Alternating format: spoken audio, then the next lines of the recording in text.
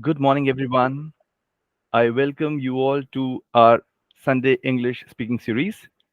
And as you know, the topic for today is language learning and music. So, of course, we would see the connect between the two. And since the topic is music, I thought of starting it with on a musical note. So here it goes. Each day I'll do a golden deed by helping those who are in need. My life on earth is but a span, and so I'll do the best I can. All right, so our life on earth is but a span, so we'll do the best at what we can do for ourselves and for others. So, with that musical note, I would like to welcome every one of you to be a part of this beautiful Sunday English speaking series. And it is hosted by Shubh Language Academy Jaipur, and I'm your host, Dr. Jaivardhan Singh. And this series is for all the English learners to help perfect their English language skills. And we bring to you a thought-provoking topic each Sunday, and we try to rope in an expert too to delve onto the topic. This time, we are fortunate to have with us Mr. Johnathan Rhodes. We welcome you, sir, on our SESS, which is Sunday English Speaking Series. Thank you for having me. Thank you, sir, for having accepted our invitation. And I welcome all the dear learners as well who have, on a Sunday and they pull out some time from their busy schedule because their personal life as well. But still, they are all motivated to enhance their English communication skills. So they are a part of this journey. A little bit about our expert. Mr. Johnathan Rhodes is a third year PhD student in ethnomusicology.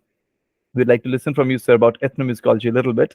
At the University of North Texas, originally from Hot Springs, Arkansas, Sir holds a BA in History and Music from St. John's University in Minnesota.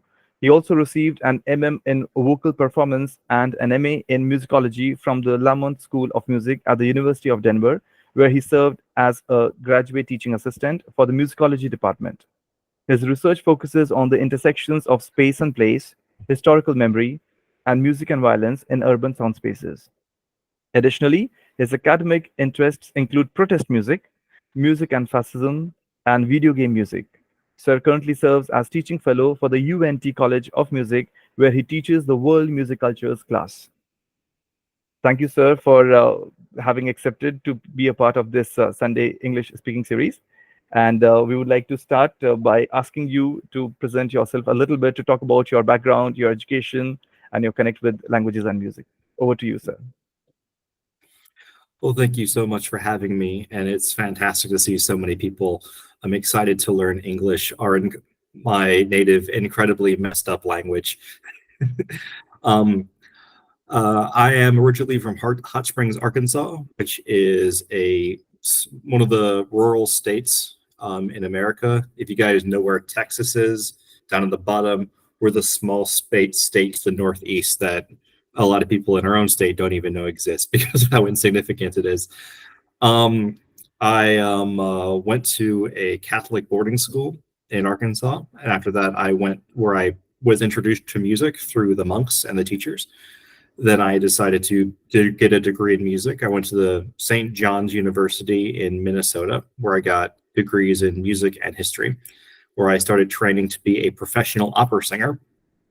If you guys know things like Carmen or Mozart, that's what I was studying for around 10 years. And then I went for a master's in vocal performance at the University of Denver, where I also decided to get a master's in musicology as well. And I did professional and semi-professional singing. I've sung in churches all over the country's chorus roles. I got to sing in Europe for a bit, in Austria and England. Unfortunately, I had a bit of a tragic accident. I had a vocal injury where I completely lost my voice for around 8 months. Completely brought my career dead in the tracks. So in order to actually finish my degree, I I joined the only class that was available for me, which was the Northern Indian Classical Dance Ensemble, where I was introduced to Kathak dance. And that is how I made my way from classical opera to ethnomusicology. which is, the study of world music and anthropology. And now I'm here in India studying Hindi language, Hindi music, and Hindi culture. So it's been a long and winding journey to get where I am now, but it's allowed me to explore musics and styles from a variety of different countries and traditions, and explore how music relates to people on a personal and cultural level around the world. Absolutely. I think your story is very inspirational to all of us, sir, because you talk about how your interest for music was always there, but you had a serious vocal injury that had actually put you in a situation wherein you had to almost give up on the musical part of your existence, and how Kathak came into, just to complete your degree, and then you got in touch with India as a country, and then, of course, Hindi as a language. We would really like to listen from your side as to how this love or connect for Hindi language came up, and how has it evolved over these span of months or years, however long it has been, and how do you see it? If you can talk a little bit about it on the Hindi language connection. Well, with Hindi language, a lot of my earlier music training just revolved around very easy Hindi songs with my studies in Hindustani singing. And when I started looking more into ethnomusicology, the reason I decided to focus on Hindi and not the dozens and dozens of other languages is because a lot of my studies in history focus on the history and legacy of the British Empire in India, which, of course, a lot of it revolves around northern India, around Delhi. So I figured that would be the most practical approach to it, and then I would eventually be able to branch off and start studying other Indian languages as well. But as I've learned more about this language, I've just fallen in love with it. Just the art and music associated with the language. And out of all the languages I've studied through my music degree, it's actually coming a lot easier to me than my studies in German or Italian, just because I think it's so different than what I'm used to. It's like I'm learning something completely new rather than going back and relearning something in a different way. So it's been a wonderful experience living in India for the past several months, learning this language. And it's helped me to greatly appreciate the nuances of the language and culture in this wonderful country. Great, great. Such beautiful words coming from your side, sir, that you already had this connect somewhere. Because when you talk about the musicality of the language, somewhere you talk about the connect that you already had because you were into music. And when you spoke this language, Hindi, you felt that you had already established that kind of a connect with this language. Also, we look forward to listen a little bit of Hindi from your side. If you can say a few words that would actually enthuse our learners, because they are English learners, and that would inspire and motivate us to actually work on our English at the same time. So something you would like to put across in Hindi, whatever you have learned, sir. I apologize for the torture you're about to hear. Let me give this a shot. Namaste. Aapse milkar acha laga. Mera naam John hai. मैं Texas में रहता हूँ. मैं Danton Texas रहता हूँ. Danton Dallas के पास है. मैं जयपुर में हिंदी पढ़ता हूँ. और लेकिन अब मैं आगरा आकर ताजमहल देखा. जी हाँ. मेरे पास अमेरिका में 2 बिलियन और एक मंगलवार Texas में waiting रहा है. Beautiful, beautiful, John. It's so mesmerizing because it's not an easy language. We understand because we are learning English. So at times we tend to forget the richness or the complexities that are found in one's mother tongue. So bravo and hats off to you for having taken up this journey, and you have done it so beautifully. तो एक छोटा सा प्रश्न है आपके लिए, a little question. आपको ताजमहल कैसा लगा? आपको Well, ताजमहल कैसा लगा? how did I like it? Taj Mahal बहुत सुंदर है. Buddha मंदिर, not a मंदिर, बहुत मौजूद है. हाँ um, लेकिन बहुत गर्मी हाँ, बहुत बहुत बहुत गर्मी. Um, गर्मी I was बहुत है. there way too late in the afternoon. True, true, true. No, but then absolutely, when you move into the culture, you actually understand things in a very detailed way. So thank you so much for having shared that little journey. Now, moving ahead with the language part of it, John, because as I mentioned about learning someone's mother tongue might seem easier for the one who is actually into that language from the childhood, but it becomes difficult and different for an external person to actually absorb it. How has this journey been? What have been the challenges for you that you felt were there for you to learn Hindi? And there's still some things that trouble you. You don't understand them in a detailed way, or you sort of try to strike a balance. So if you can share some challenges that you face, so that our Indian learners who are learning English can actually relate with you, perhaps. Yeah. For me, learning Hindi, the things like the alphabet and the grammar, I actually found were the easier aspects of it. My struggle with Hindi, as well as also my struggles when I was learning German as well, is that I struggle with just memorizing vocabulary. Um, Especially when I'm doing my homework assignments, since my brain treats it like a puzzle and not a language, just have trouble remembering it after I'm finished using it. So I think that's why I put myself through this program, and it's been an incredibly difficult program, is because it teaches me how to understand the language in a practical and personal way. So it's much easier to remember if I'm actually using it and understanding it on a daily basis, rather than when I was trying to study it back at home, it was more just a theoretical exercise or even a game back there. Here it's just, it's a part of my daily life. So that's what I highly recommend to a lot of people, just going to as many immersion situations as possible, like this meeting right here. So you're forced to have a personal relationship with the language that you're dealing with. Absolutely, absolutely. We totally agree with what you say because language is about using it, practicing it, and what better can there be a chance to interact with people who are natives or who are speakers of that language.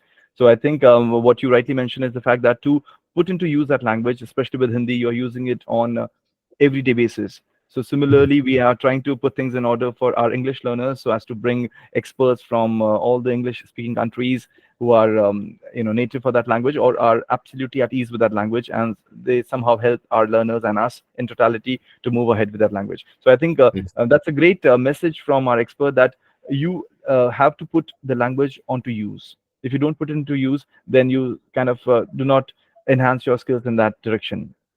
So I think slowly and steadily one has to move ahead in a way that you use it on daily basis, you practice it, you speak it out with people that are speakers of that language, and also do it in a way that if you have any session wherein you can get an opportunity to express yourself in English, please do that. So we look forward to every participant saying something or the other today in this session, because that's a great message, sir, that you have put across. Now, coming back to one of the important aspects that you talked about was ethnomusicology. So that's a very interesting term because not many people are aware of this term, ethnomusicology. So if you could throw some light on this aspect of what does this term mean and how does it evolve and what are the two components of this term, it'll be great for our English learners as well. Well, ethnomusicology is actually an incredibly broad field in modern times. Historically, it was referred to as cultural musicology, and it primarily dealt with the study of non-Western musics. It originated in Europe and the United States with, Western musicians scattering across the world, trying to record and understand music of different cultures and bringing it back to the United States to analyze it. Historically, it has a lot of prejudicial, colonial, and racial undertones, and we've moved a long way since then. But even today, it's primarily the study of non-Western musics. However, it is largely expanded towards the study of music and culture and music and society in general. Um, the how people, it's called, well, backtrack. Ethnomusicology stands for ethnographic musicology. Ethnographic basically deals with field work. We do interviews. We live with communities, learn from communities directly, and that's where the term comes from. And we mostly study just the ways that music and culture correlate throughout the entire world, how music is used, understood, manifested by in a wide variety of different contexts. Um, and it's so broad these days that you can study basically anything you want if it's even remotely associated with music. And like Tibetan folk singing, Appalachian bluegrass, Russian death metal. I got a friend of mine who's doing her dissertation in the music of social media in Japan. Music of children's games is an incredibly common subject. And honestly, it doesn't really have to be about music anymore, since what we consider music has drastically changed over the years. And of course, my personal approach to this theory is that music itself doesn't really exist, because music is always a process or an action, rather than historically treated like an object or a piece, the way that people describe it. So there's a wide variety of different theoretical and philosophical approaches to this field that you can implement in dozens of, I mean, pretty much an infinite amount of different musical cultures around the world. True. True. I think you very beautifully put this thing across, that music is something that evolves over the span of time, and you cannot actually fix it that this is the music, but then it evolves, and that's how it integrates how society evolves at the same time. So I think ethnomusicology makes a lot of sense in that kind of perspective.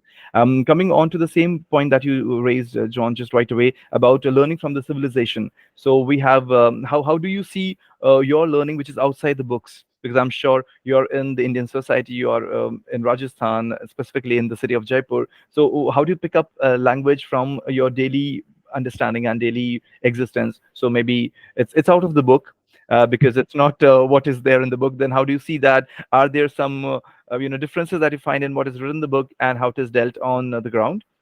And what are the things that you do to actually put yourself into those tough communication situations to actually challenge yourself? So if you can say a little bit about it.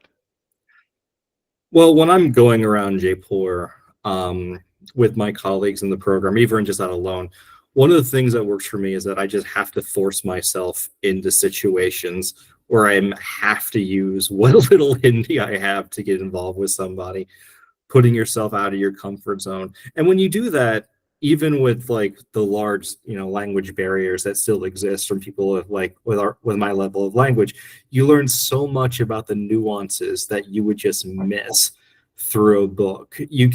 Like books are great at explaining things, but they're only from one perspective. They're from their author's perspectives. And while some authors are better at describing different experiences than others, it's still not the same as actually being there, because from a sensory experience, there's so much like you can't hear through books. You can't feel through books. Yes, you can write about walking through a bazaar, but you don't have the smells, the sounds, you can't feel the sunlight or the shadows on your skins.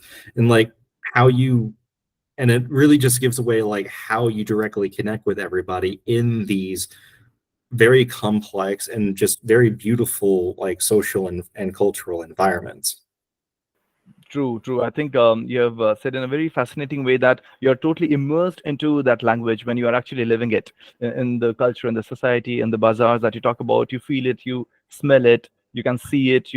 Of course, books have their own limitations, but then that's how we all start with books, and then we actually move into the societies, and that's the cultural immersion that we look forward to. So we hope for all the English learners as well at the same time that one fine day you would get a chance. Of course, in India, you have a lot of possibilities to do it, but going to an English speaking country and actually immersing yourself thereby in the culture, in the society, and to soak yourself by all means, linguistically, culturally, socially, and making most of that experience is absolutely amazing one.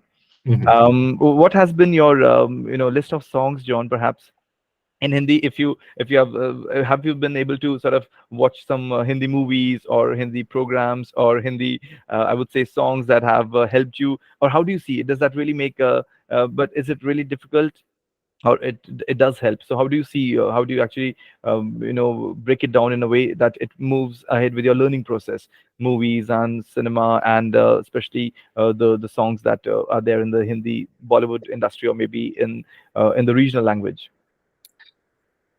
Well, most of my music studies revolves around Hindustani music, so it's largely a bunch of like sacred texts, Shiva Hari Madhava Shiva.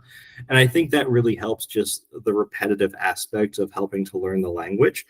But, being here, I'm just constantly buffeted with, Hindi music of all types, from Bollywood to everything else.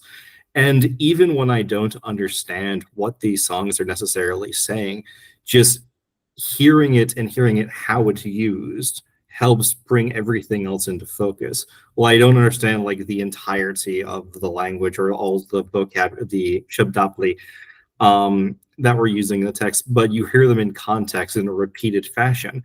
You get the grammatical structure in your ear. As for like the actual studying music itself, I wish we had more time to actually learn music while I've been here because, well, let's be honest, I've been drowning in homework since I arrived like 7 weeks ago. So most of it comes from just watching like a couple of Hindi films with my colleagues or my host family in the evenings. And a lot of those just don't have subtitles, which is intentional because we're trying to actually, learn the language through immersion, not by, essentially just through translation, which is a different experience entirely. Totally, totally. I think something that we can take away from what you are saying is the fact that even if you don't understand certain things, don't give up. Please Mm. don't give up. Keep on listening it. Maybe here and there's a word or two that would actually make sense to you, but in a later part of your understanding, perhaps you would understand the whole thing. And this is something that is important for all of us, the language learners. That giving up is so easy, but then holding on to it and then trying to make a sense out of it with passage of time, because of course language learning needs time.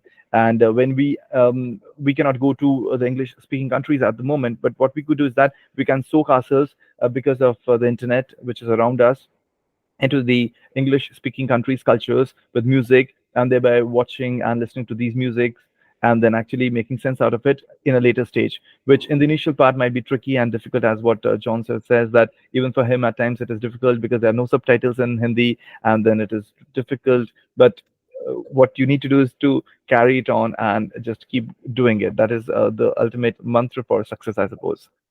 Any suggestions, John, that you have for us in terms of how our English learners can make most of music that's around us to enhance their English learning skills? Um, what I would do if you find a song you like, just download the. What I do is that I just download the lyrics and just copy the lyrics. Um, what I did when I was studying opera, operas, of course, are like 3 hours long, hard to memorize. And just like this, I didn't have a full understanding of the language while I was learning it. So what I did when I was trying to learn these massive, massive pieces of music is I would take the lyrics and just write them while talking them over and over again. So it's a multifaceted way of learning it. You have both the speaking and the writing, so it's basically multiple ways of actually getting into your brain. And since music activates quite a significant part of your brain more than just like speaking it, so if you actually go through the music while you're doing this as well, it'll help it stick into your mind a little bit easier. Memory is a very complex matter. We kind of have this idea that memory is just bringing things that we learned into the present, when it's really a multifaceted web of just pocketed information. So if you store this information in different like regions of the brain, like with associated with writing it, with singing it, with speaking it, or just immersing yourself into the environment, smelling it and feeling it, it's much easier to bring it back to your how you're using it in your day-to-day life. Absolutely, absolutely. I think that brings us to a very interesting scientific revelation that is about the intelligences that human beings have. One of them is musical intelligence, that was propounded by Howard Gardner.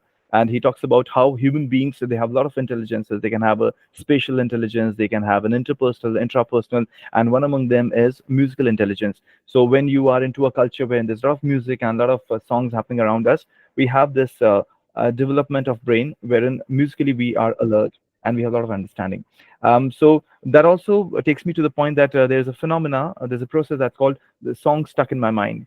So whenever there's a new song that comes into the market and we are humming that same song every now and then, I'm sure our English learners, all our students who are there in this group, they must have heard a lot of new Bollywood songs. And what happens is that, John, these songs get stuck in our brain. Hmm.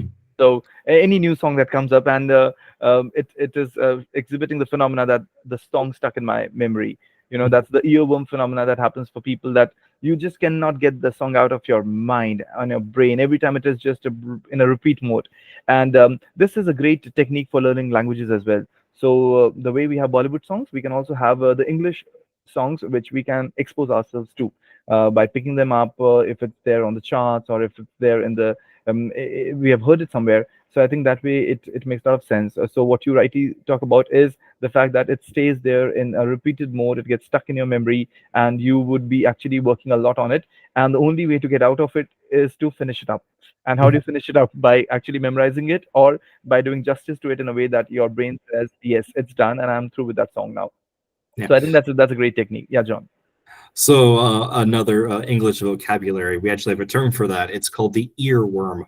Yeah, perfect. So that's called earworm phenomena. So for the English learners, so the term that John sir is talking about is earworm, that is EAR and WORM, earworm phenomena, which means that a song that you have watched recently, it gets stuck in your mind. So वो जो गाना है वो आपके दिमाग में ऐसा फंस जाता है कि वो बार बार बार बार अपने आप play होता रहता है, and that's called earworm phenomena, or you also call it the song stuck in my mind kind of a phenomena. So we want to make most of that phenomena for people who are intelligent musically, but of course largely everyone has that intelligence, so you can make most of it in terms of learning English language as well. So that was great. Now I would like a little bit of participation from our participants as well. So John, actually we thought of putting it at the end, but we would actually break it right away, this little portion. So what we would do is that we would put across some expressions. So अब हम कुछ expressions share करेंगे आप सभी के साथ in English, and I will be putting them in the chat box, and you would have to tell us as to what these American English expressions do they mean, right? So please see it in the chat box. So the first one that I put for everyone is to be in one's bag. So give a quick thought to it. What can that mean? And you have to raise your hand, and we'll ask you to unmute, and you'll tell us what could that mean, to be in one's bag. Well, it's more like we have it in the bag. It's in the bag. Anything in the bag metaphor. Basically, we have it under control. We have it secured. We are able to do it. So it's like, for example, when you're sports, for example, the team is going out. They have this game in the bag, which means they've already won it. They know that they're going to win because they have it in the bag. It's like almost like a physical representation of a metaphysical aspect. Like we have English in the bag. We understand English. We have English in the bag. We have Hindi in the bag. We have the victory in the bag or something like that. So that's typically what it refers to in English language. Yeah, absolutely. So to be in one's bag, as Sir rightly mentioned, it's to be focused on something that you want to do. So that's how Mhm. you can move ahead with that. We have another one, dear participants. It's for you to respond now. So to catch feelings. So, dear participants, please, what do you think about this expression? What can that mean? If someone said about this expression, to catch feelings, what can you infer out of it? Dear students, please tell. Let's see if our participants can say something about it. Anyone who'd like to try this one? To catch feelings? What would that And mean? Yeah, anyone, please unmute yourself and tell us. I heard someone speak, but maybe the voice just went off. Anyone? Was that Govind, perhaps? You wanted to say something, Govind, about this one, to catch feelings? What could that mean?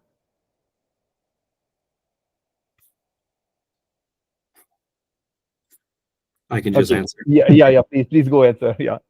To catch feelings is to fall in love or Uh, to develop a crush.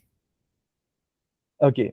All right. Perfect. We have a participant, Govind. Yeah, please go ahead. Let's check with John, sir. Good morning, sir. Sorry, I was playing my guitar. I'm in my guitar class right now. So I'm doing two things My together. goodness, you have become you are multitasking now. Yeah, please tell us what would that To catch feeling, I heard this slang with my US client last year, and okay. he explained me that it is kind of to developing romantic feeling for someone. I think if I'm not wrong. All right. So we'll just confirm with John. So yeah, John, if you could just verify that. No, that's correct. All right. Okay, absolutely correct, Govind. So that's good. I mean, you are actually learning with your US clients, and that's wonderful because that's actually a learning that happens at the same time. You're working professionally at the same time you're enhancing your English skills. So bravo, wonderful for that. Okay, Thank you so much, sir. great. And moving ahead with the third one, it is to leave someone on read. To leave. So, dear students, participants, I would like you to respond on to that. What could that expression mean when you have to leave someone on read? So, such and such person left me on read. So, what could that mean? Any guesses for that expression? Give a try. Give a try. Anyone? We are all here to just explore the nuances of the language. Please give a try to this one. Anyone? You'd like to unmute yourself? Tanu, Farham, please go ahead and give a try to this one. And of course, we have Johnson who would explain us the meaning in the end.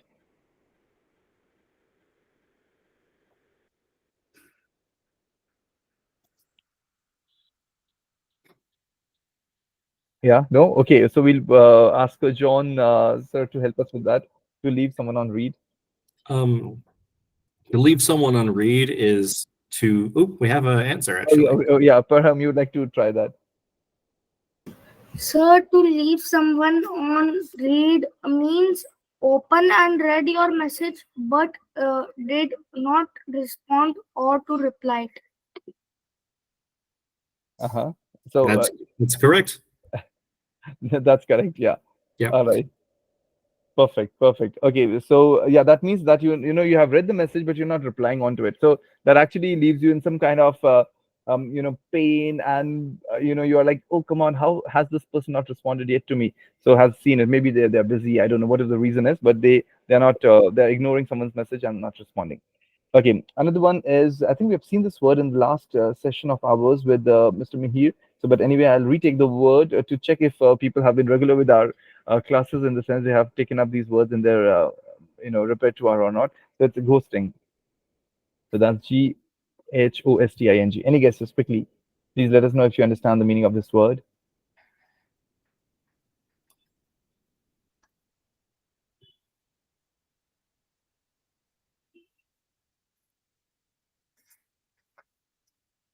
All right. So I think we would ask John to help us with this one. Oh, we have Govinda again. So yeah, Govinda, if you'd like to talk about this one, ghosting. Sir, to when uh, when we are talking with someone for a long time and suddenly we withdraw all kind of communication and we stop everything. Suddenly we disappear from everywhere for that person. I think that is the thing. Yeah, John. That's correct. It's just to randomly stop talking to someone. Just go poof like a ghost. Right. Thank you. Absolutely. Perfect. We'll take one last one, and then we'll open up for. We have some questions as well lined up, so I'll take those questions up as well. So the last one is to shoot a shot. To shoot a shot. That's another American expression that we have for you all. To shoot a shot. What can that mean? Anyone who would like to try this one? What could that mean? To shoot a shot.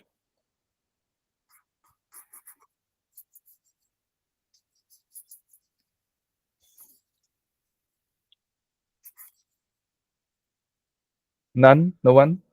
All right. So John, if you could help us with this one, what does that mean? To shoot a shot. Shoot a shot, or it's common to say to shoot your shot. Mm-hmm. Means basically to ask someone out Mm-hmm. or give something a chance. Shoot your shot, give it a chance, um, aim for your goal and see if you'll hit your shot. Basically, using the gun metaphor as a way of achieving your goal. Your goal. All right. Okay, perfect. I mean, to take all the risks to do that activity, perhaps. Yeah, Parham, you want to like to add something? Parham, you'd like to say something? Sir, to shoot a shot means to take a chance or make a bold move. Right, exactly. Perfect. Thank you so much, Parham. Mhm. Lined up, we have a question, but I think if we are joined by Dr. JVD, Professor JVD Murthy sir as well. He's a stalwart in German language. So, sir, if you're there and you'd like to unmute and talk about your question, or if you want, I can actually put it across as well. I'm already an unmute guy. Yeah, yeah, sir. So we welcome you in our English speaking series session, and Thank you. Thank you.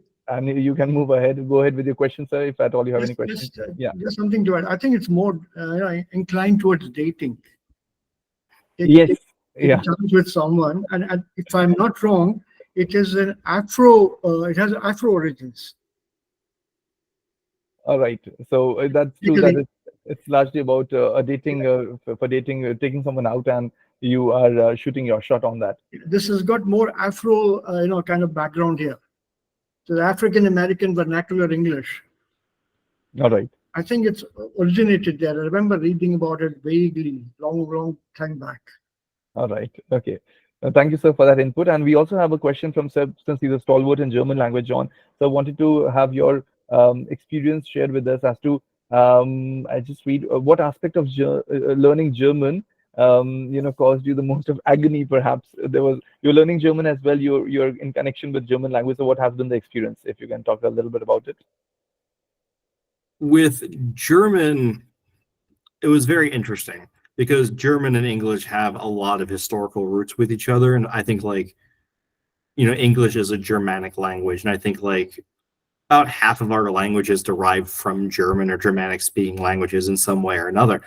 But it's the situation with German is that it's just different from English enough that it just was made it more difficult than it had to be. The grammar was just slightly different. The grammar was a little bit inconsistent. And it was, again, a lot of the same problem I'm having with Hindi is the fact that, it's just a lot of vocabulary, which I very much struggle with. Conversely, a lot of English words and German words sound similar. So that made things a lot easier in the long run. Oh, and also, Germans have a history of just like shoving words together instead of making new ones. So that would make things easy as well. But I think the grammar aspect was the hardest one. Thank you. Right. Thank you, John, for that wonderful input. Because yeah, sir is an expert in German language, and yeah, you beautifully said about combining two words and making a new word out of it. That saves a lot of time and energy, and we can actually make sense out of that word easily. Yeah, but I Yeah. use that to teach German by telling people that in Sanskrit and also in Hindi, we have these compound words, Right. which are fairly long, and you should know exactly where to break them. And that a lot of it also depends on the intonation. Mm-hmm. So Absolutely. that kind of helps with my students. But it was fascinating to know about your experiences with Hindi. I mean, Hindi has been a wonderful language to learn, so it's been a lot of fun. Maybe you should try Urdu as well to go alongside. Yeah. Though reading, I've tried a little bit. Reading the script backwards broke my brain just a little bit. No, but the same goes for Japanese and Chinese as well. They go vertical and backwards as well. Yeah. And Urdu also has connections to this old Persian music, the Turkish and the Persian music, which also would probably fit in somewhere into your research, could fit in somewhere in the margins, maybe. Oh, that's the plan eventually. After I get a proper understanding of Hindi, start branching out into all the neighboring languages. Right. So wish you all the best with your efforts. Thank you. Thank you. Thank you, sir. We have Mr. Sitaram Kharia. Yeah, Sitaram, you would like to say something? You can unmute yourself, please. Sitaram ji, you want to say something? Yeah, you want to? Could you just unmute yourself once? I don't know if he is experiencing some technical glitch. All right, we'll carry it on. And if at all you have any questions, please do not feel hesitant. You can always unmute and talk to us. Yeah, Parham, you would like to say something? Sir, I have a question for John, sir. Yeah, please say That that. what is the main thing of speaking in German, and what caused sir means most agony? Oh, Okay. What caused whom most agony? Are you addressing the question to Jonathan or are you addressing it to me? No. To John, sir, was that question directed to John, sir? Yes, sir. Okay, so again, the same question. So, what is your take on German language? But of course, he has already responded to that part of it. He has. He has, right? So, thank you, John, for that response. And Parham, you can always watch this video again for the response, right? That's not a problem at all. Maybe on behalf of the topic or for the topic that we are actually dealing with right now, my request to Jonathan, are there a list of songs or something that you may have culled together which could or would help the learners here to pick up English better, apart from the nursery rhymes, which also have some ethnic background there? There's definitely a lot that we can pull from. Especially the thing is, though, is that quite a lot of, because America is like a nation of immigrants, quite a lot of it comes from Europe, particularly Ireland and England. So quite a lot of the folk songs that I was raised with were actually Irish music. So if you want to like Irish ballads and folk ballads were a huge part of American history and English language history. So that'd be a good place to start. As for distinctively American songs, African American spirituals would be a fantastic place to start. However, there are some caveats with that, since a lot of African American spirituals do use a lot of specifically African American like ways of speaking or like language constructions that, while still are huge in the United States, aren't as prominent as a lot of most Americans don't use these on a day-to-day basis. So that's one caveat you would have to look out for. But if you want to get like a truly American experience with listening to the language, I would say spirituals or a lot of Irish folk songs. And a lot of the older country music as well. But really, any song you can possibly imagine English language, it's the repetition is the biggest one. So whatever really works for you, but I would recommend those two avenues if you want to really get into American history and American music. True. Right. That sounds good, but there are some singers whose enunciation is terrible, to say the least. One of the latest ones going around is a song by Sia saying, "I'm unbeatable." It took me a hell of a lot of time to find out what the hell she's singing about. Now I understand entirely. It's like United States has a very wide range of dialects and language construction. So I mean, even a lot of a lot of older country music in particular, you can read a lot of it struggles for even me to hear. But there are many good performances on YouTube of these older songs that have proper dictation that I think would be a good place to start. True. Maybe I think a couple of names that you could suggest to Jay, which you could then share with the students. Yes, absolutely. Maybe if you could share it right away, John, if you have names in your mind, or not, you could share the YouTube links with us and we'll be forwarding them to our learners so that they can make most of those songs, however it suits you. Yeah. Sir, Yes. sir, have you ever created German songs in your own words? Not really. When I sing opera, it's typically in the foreign language of German or Italian or anything else. So we don't really translate it to English that often. I would much rather learn the song in the original language and then just learn the translation rather than translating it to English. Yes, sir, that would be great. I'd like to hear songs from you. All right. Thank you, John. Thank you, Parham, for that question. And thank you, Murthy, sir, for putting that across, because we would have any which way asked sir about sharing some links with us to actually move ahead with language learning through songs. So Yeah. we look forward to some songs later on, perhaps. John, yeah. I hope I haven't taken the wind. Sorry, I I'll hope I send- haven't taken the wind out of your sails, Jay. No, no, not at all. It's always, it's helpful, and when experienced people like you join in, it really helps the whole system to move in the right direction. So thank you, sir. Not at all. I'll keep quiet now. No, no, no. It was absolutely okay. I mean, because we thought that songs, they do make sense, and of course, if we have a list from our expert, that really serves the purpose of this whole meeting as well. Yeah. Thank you. I will Thank put you. together a list for you guys and send it to you, and you can pass it around to the rest of the class. True, true. Thank you. Thank you. Also, I'll open the session to everyone across, but before that, we'll just quickly, since it's about English as a language, and in India, we speak English, and we have our own way of expressing ourselves in English. And then you have all sorts of English across the globe. You have American English, British English, Australian, and for that matter, all the English speaking countries. So, what has been your experience, John, in terms of when you hear the Indian English? And is this something that is remarkable that you find that you would put across in a way that it's not, I mean, we're not being judgmental about it, as always I say, but something that you have seen in the way Indians communicate in English and how it is done otherwise in America, or something that is what your take on this two kinds of English? I've noticed that Indian English, pronunciation-wise, is more forward and more vertical.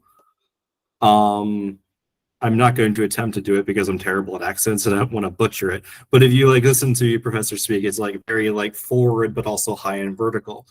Meanwhile, American English is more down, bottom of the throat, especially when you get to more casual speaking.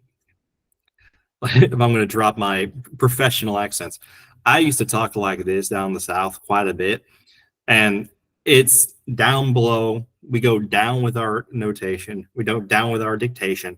It's much wider with our accents. So that's really what I was raised sound like. But my mother was from colonial Virginia, and she more talk rounded like. And that's the accent we have on the East Coast generally. So I think that's the biggest difference, wise, that Indian is more forward and up, where American is more, especially where I was raised, is much lower into the throat and wider. Right. So that comes on the part of the pronunciation, a bit of it, the articulation. And what if you would talk about the linguistic part of it, especially in terms of vocabulary that's being used, or certain words that are totally, maybe, I wouldn't say irrelevant, but they have less of understanding for you in the Indian context when you would actually try to understand something that's being said in India, in the Indian societies about English language. Sorry, So how do you see broke that? there for a second. Can you hear me? Yeah. Sorry. Yeah, yeah, we can hear you. So I was saying that some words that are used differently in Indian English that you must have come across when you you speak with Indian people. So you were like, oh, that's the word, that's what it means, but it's not the same back there in home. So how do you see that? If there are some words that you could put across, maybe. I'm trying to remember, a lot of English, it's very proper English here. You guys are all very polite. And you don't combine words in the way that a lot of Americans do. We just kind of slur them together. I think the biggest one is I think you said you all or we all. Right. With America, it's just y'all. Y'all. And us all. And things like that. We just smush our language together much more than you guys do. As for the actual vocabulary, I can't really think of one off the top of my head, other than occasionally I heard one person say, instead of American say aluminum, they said aluminium, which is the English pronunciation. Right. But overall, it's just the fact that you have very polite language compared to us who just kind of shove everything together. True, true. I think the way we learn it, it is very academic. So in that sense, we put it across in a way that's very structured. And of course, the way you say that, we have to also adapt ourselves to that kind of listening activities, wherein you would say y'all instead of saying you all. So it's a personal choice to choose one between the two. But then as we move ahead, maybe it can make sense. Yeah, sir, you'd like to say something? Just a remark. Yeah, yes, the sir. Pronunciation in English is very varied in India, from the north to the south. Mm-hmm. True. With apologies to anybody from the region that I would like to imitate now, this is down South Kerala. they have a very funny way and funny sound. So the pronunciation of the L and the N sound, N and the L. The L goes back into a retroflex, where the tongue goes back, up meeting the palate. And they also round the vowel A, say all of us. Are True. all of you there? Right. All of you. So it gets very difficult for somebody up north to understand a person from Kerala when he or she speaks English. So for us, the pronunciation is a big issue, depending on which part of India you come from. Is it the west, the east, the south, or the north? Absolutely, absolutely. I think, sir, that takes us to the point that one of our speakers also said in the previous session, the mother tongue influence that one has and how we have to overcome that kind of an influence so as to be very generic in a way that we speak and doesn't block the understanding of the other person, perhaps. All right. Now I open the session. It's always open for everyone to please dash in your questions. So anything related to music, what has been your experience, dear learners? If you have had the opportunity to pick up some English songs that you move ahead with in your language learning, any kind of singer that you know, and you would like to talk about this person, that you are latching onto this person's music or songs to enhance your English speaking and learning skills. Any experience, anything you'd like to put across, we'll be more than happy to listen to you. Yeah, dear learners, dear participants, please feel free to speak about your experiences as well. If you watch on YouTube some English singers, do you watch their songs, anything that has helped you enhance your learning skills? Yeah, Govind, please tell us. Hello, sir. Hello, John. Hello.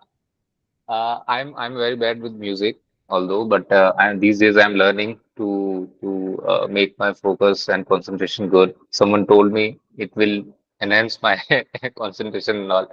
So, but I have two questions. So if I can ask that, Yeah.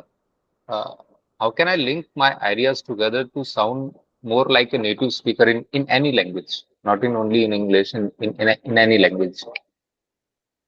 Can answer me. How do you connect your language to sound?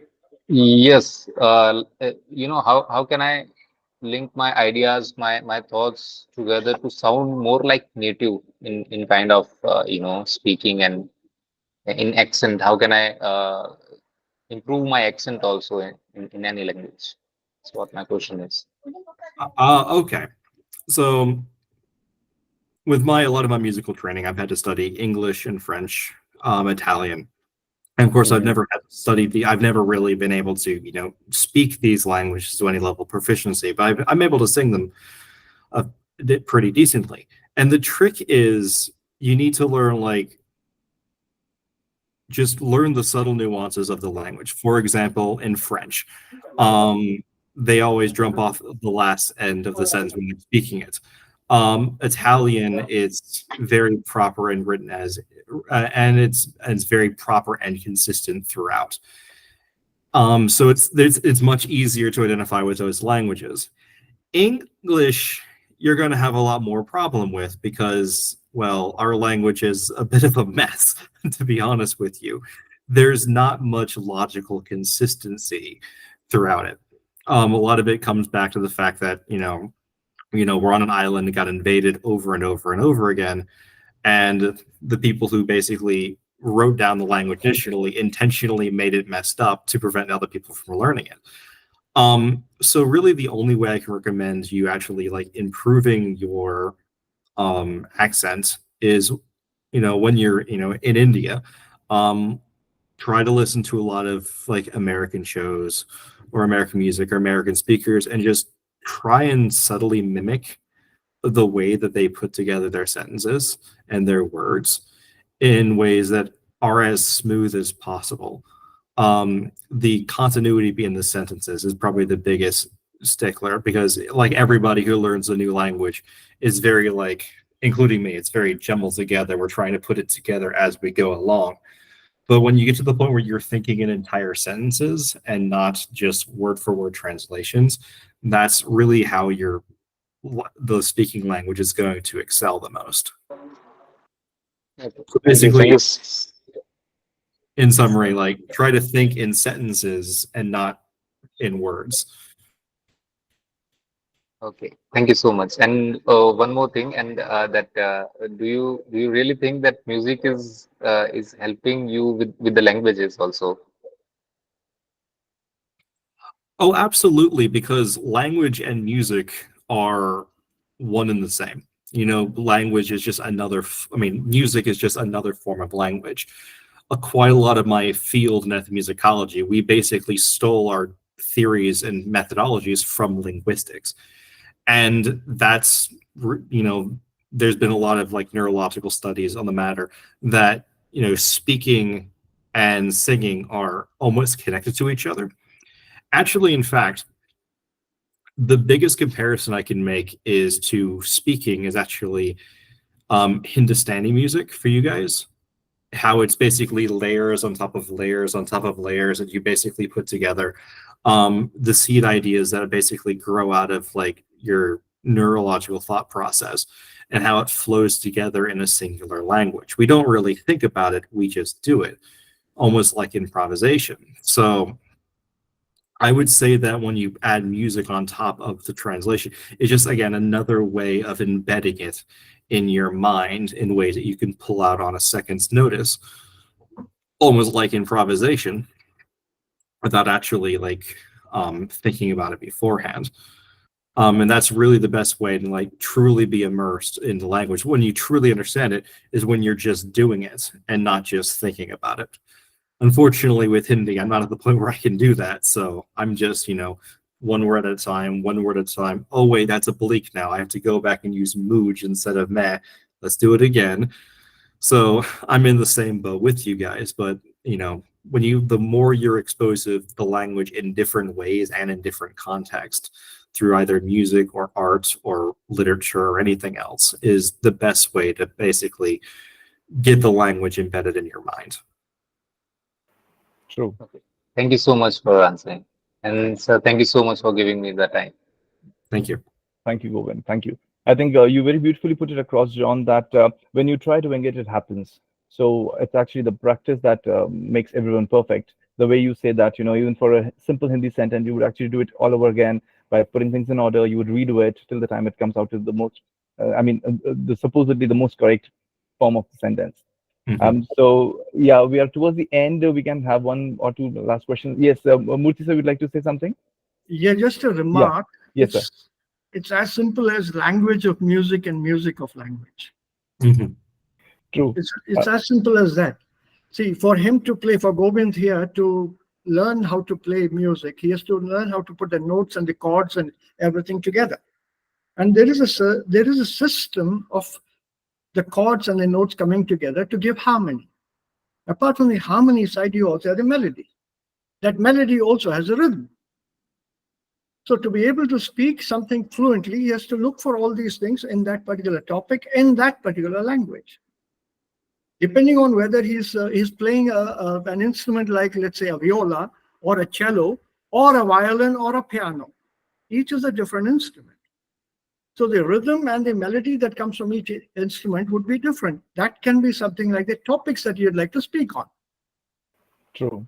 So once you have a topic in mind, you'll know exactly what to play. In a piano, you also use the foot pedals. There are 3 of them. So for the bass, on the other hand, when you're playing a harp, that calls for a different kind of skill. You have both your arms, your fingers basically, plus there are pedals in a harp, which again give you the higher or the sharper notes. So it's a question of what exactly you're playing, so what your topic is, and how do you combine what you've already learned as basics of that language to get that fluency in that topic. When I would like to, I also play the mouth organ, the harmonica. And I'm absolutely mad on music. So I've simply used those principles to mimic the sounds of music into language. True. Right. So I think you have very beautifully, summed up everything that learning language is just like learning music. You express yourself in music, and you express yourself equally well in music. So I think that makes a lot of sense here, because that was the topic indeed: music and learning languages, with a special focus on English as a language for all of us. So Thank you. thank you so much, sir. And we are really thankful that you took out time for us and you were there with us. And we have come at the end of the session now. So this is a thing that I would like to put across. Special thanks to our expert for the day, Mr. Johnathan Rhodes, for having taken time out for us and sharing his valuable insights, especially with his research interest, and also how has been his journey of learning Hindi and how music plays a significant role in learning languages for all of us. Thank you so much, John, for being there. I also thank all the participants for being so active and really enthusiastic about learning languages, and especially English. So please make most of all the experiences that are shared by John, sir. We hope that we will make most of it and we will learn this language in a better way with all your valuable insights. And last but not the least, I'll thank Professor JVD Murthy, sir, for his valuable insights and his expertise. He's a stalwart in German. Everyone knows him. So thank you, sir, for being there and always guiding us. Thank you, My sir. pleasure. Thank And you, sir. question to John in fun. John, this is one of the things that I learned at school ages back. That's ages would mean something like half a century back. What did Tennessee? Sorry, what was that? What did Tennessee? What did I see? No, Tenny. What did Tennessee? Tennessee. Mm-hmm. What?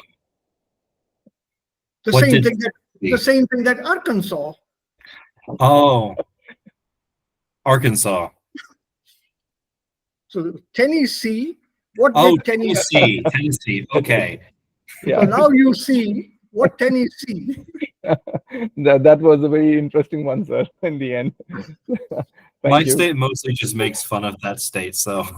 Apart from that, it also is a word play, play on words, which also works in English Absolutely. only for America, and this is not translatable. True. Mhm. Perfect. Thank you. I think wordplay that also makes a lot of sense in learning languages. So Mhm. thank you for that thing, sir, in the end. And once again, thank you, John, for being there. Thank you, everyone, for being there with us. And we'll meet next week on Sunday with the new topic. Till then, take care of yourselves and please keep learning and keep sharing. Thank you, everyone. Thank you. Thank you so much. Have a wonderful day. Thank you. Namaste. Thank you, sir. Thank you. Bye. Thank you, sir. Thank you.